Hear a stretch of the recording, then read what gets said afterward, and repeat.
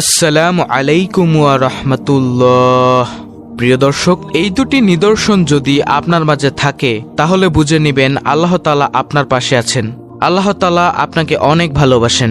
দর্শক, সূরা ইউনূসের আয়াত নম্বর ৬২-তে আল্লাহ তাআলা বলেন, জেনে রেখো আল্লাহর বন্ধুদের কোনো ভয় নেই আর তারা দুঃখিত হবে না।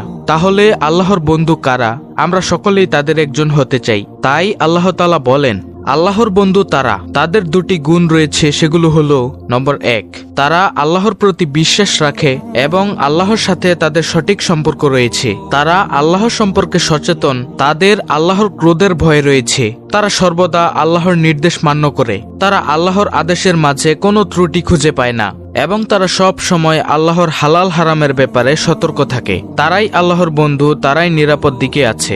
লোকেরা সর্বদা কোনটা জায়েজ কোনটা হারাম তা নিয়ে তর্ক করছে। আপনি নিরাপদ দিকে থাকুন, এটাই সঠিক পথ। মানুষ কি করবে আর কি করবে না তা নিয়ে তর্ক করছে। আপনি কি জানেন আপনি কেন আল্লাহর বন্ধু? কারণ আপনি অন্য কারো যুক্তিতর্কের কারণে আল্লাহর সাথে আপনার সম্পর্ককে ঝুঁকিতে ফেলতে চান না। তাই এটি খুব পরিষ্কার। আর আল্লাহ বলেন, তাদের জন্য রয়েছে সুসংবাদ। মনে রাখবেন, আমরা ভালো খবরের কথা বলছিলাম এবং আমি বলেছিলাম যে সুসংবাদটি প্রাথমিকভাবে হতে পারে জান্নাত। কিন্তু এই দুনিয়াতেও আল্লাহ তাআলা আপনাকে সুসংবাদ দিতে চলেছেন। এক আয়াতে এখানে আল্লাহ তাআলা বলেছেন, দুনিয়া ও পরকাল এমনকি মৃত্যুর সময়েও তাদের সুন্দর মৃত্যু হবে। ফেরেশতারা ইতিমধ্যে তাদের আগমনী কল্যাণ সম্পর্কে অবহিত করবে। সুবহানাল্লাহ। তাই রব্বুল আলামিন বলেন, এটা আসলেই বিশাল বিজয়। আল্লাহ আমাদের তা দান করুন। আল্লাহর সাথে বিশেষ বন্ধুত্ব। নবী করিম সাল্লাল্লাহু আলাইহি ওয়াসাল্লাম একটি হাদিসে কুদসিতে বর্ণনা করেছেন যে আল্লাহ তাআলা বলেছেন, যে ব্যক্তি আমার কোনো বন্ধুর সাথে সুসম্পর্ক করবে সে আমার কাছে প্রিয়, আর যে ব্যক্তি আমার কোনো বন্ধুর সাথে শত্রুতা পোষণ করবে সে আমার শত্রু। আমি তার বিরুদ্ধে যুদ্ধ ঘোষণা করব।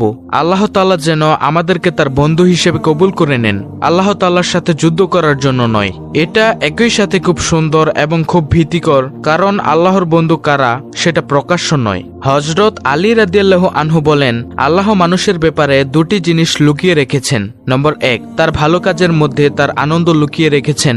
তাই আপনি জানেন না কোন ভালো কাজটির দ্বারা আল্লাহ খুশি হন, অর্থাৎ তার সন্তুষ্টি, এবং আল্লাহ মানুষের মধ্যে কারা তার বিশেষ বন্ধু সেই ব্যাপারটা লুকিয়ে রেখেছেন। তাই আপনি জানেন না কে আল্লাহর বন্ধু। আপনি কার সাথে সম্পর্ক রাখছেন, যখন আপনি সেই ব্যক্তির সাথে চলাফেরা করছেন, এর অর্থ এই নয় যে একজন ব্যক্তি লুকিয়ে বড় পাপ করবে এবং বলবে আমি হয়তো আল্লাহর সেই বন্ধু না। যে ব্যক্তি সেই অবস্থানে পৌঁছানোর চেষ্টা করবে সেই হতে পারবে। এবং আল্লাহ তাআলা বলেন, যে ব্যক্তি ওই অবস্থানে পৌঁছাবে এবং যে কেউ সেই ব্যক্তির ক্ষতি করবে আমি তার সাথে যুদ্ধ করব। ইবনুল কাইয়ুম রাহমাতুল্লাহি বলেন, কত জাতি এমন রয়েছে যারা আল্লাহর ওলি এবং বন্ধুদের সাথে বিরুদ্ধাচরণ করার কারণে ধ্বংস হয়ে গেছে। প্রিয় দর্শক, এটাই হচ্ছে আল্লাহর বন্ধুত্বের মর্যাদা। আল্লাহ রাব্বুল আলামিন আমাদের সকলকে তার আদেশ নিষেধ মেনে চলার তৌফিক দান করুন। আমিন।